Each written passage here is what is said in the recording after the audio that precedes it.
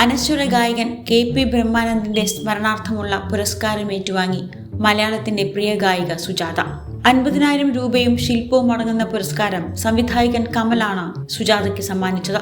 Sabari group chairman P. Sasikumar പൊന്നാട ചാർത്തി.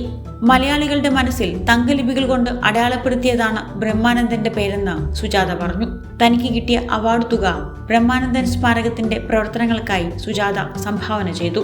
യേശുദാസിനും ജയചന്ദ്രനും ഒപ്പം തന്നെ മലയാളികൾ ചേർത്ത് വെക്കേണ്ട പേരാണ് ബ്രഹ്മാനന്ദന്റേതെന്ന് കമൽ പറഞ്ഞു.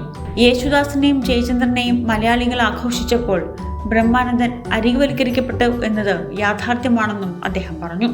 ബ്രഹ്മാനന്ദൻ മാഷിനെ നമ്മുടെ മലയാള സിനിമ വിസ്മരിച്ചിട്ടുണ്ട് എന്നുള്ളത് വലിയ സത്യം തന്നെ. അദ്ദേഹത്തെ മറന്നുപോയിട്ടുണ്ട് എന്നുള്ളതാണ് സത്യം. നമ്മളെപ്പോഴും ദാസേട്ടനെയും ജയനെയും ആഘോഷിക്കുമ്പോൾ ബ്രഹ്മാനന്ദൻ മാഷ് അരികുവൽക്കരിക്കപ്പെട്ടു എന്നുള്ളത് ഒരു വലിയ വേദനയാണ്. ആ വേദന മാറ്റാനായിട്ട് ഇവിടെ മലയാള സിനിമയിൽ ഇപ്പം ഞങ്ങളെപ്പോലുള്ളവർ ആരും അതിന് തയ്യാറായിട്ടില്ല എന്ന് പറയുമ്പോഴാണ് ഈ കുടുംബം, പ്രിയപ്പെട്ട രാകേഷ് അതിന് തയ്യാറായി സ്വന്തം പിതാവിനെ ഓർക്കുന്നു. ഈ 80ാം ജന്മ വർഷത്തിൽ അദ്ദേഹത്തിന് ഓർക്കാനായിട്ട് ഇങ്ങനെ ഒരു ചടങ്ങ് സംഘടിപ്പിക്കുക എന്ന് പറയുമ്പോൾ അതിൽ പങ്കെടുക്കുക എന്നുള്ളത് ഞങ്ങളുടെ ഒരു ഉത്തരവാദിത്വമാണ്. ഓൺലൈനായെത്തി യേശുദാസ് അനുസ്മരണ സന്ദേശം നൽകി.